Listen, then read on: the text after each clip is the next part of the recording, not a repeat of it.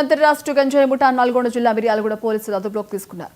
Miryalaguda police station పరిధిలో గంజాయి విక్రయాలపై విస్తృత దాడులు నిర్వహించి 15 మంది నిందితులను అరెస్టు చేశారు. ఇక వారి దగ్గర నుంచి 2.50 కిలోల గంజాయి, 5 సెల్ ఫోన్లను స్వాధీనం చేసుకున్నారు.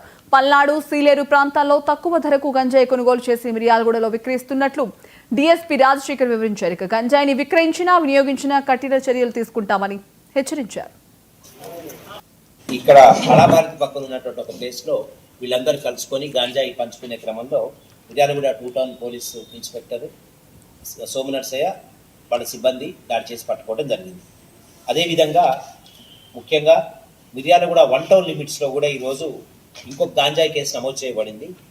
దీంట్లో మిర్యాలగూడ 1 టౌన్ లిమిట్స్లోని అగ్రిగోల్డ్ వెంచర్లో ఈరోజు ఈ 6 నిందితులు అక్కడ సమావేశమై వాళ్ళు అందాజా 1400 గ్రాములు అంటే 1 కిలో 400 గ్రాముల గాంజా వాళ్ళు వీళ్ళకి సాయిరామ్ అనేటటువంటి వ్యక్తి, ఇతని నేరేడ్చర్ల,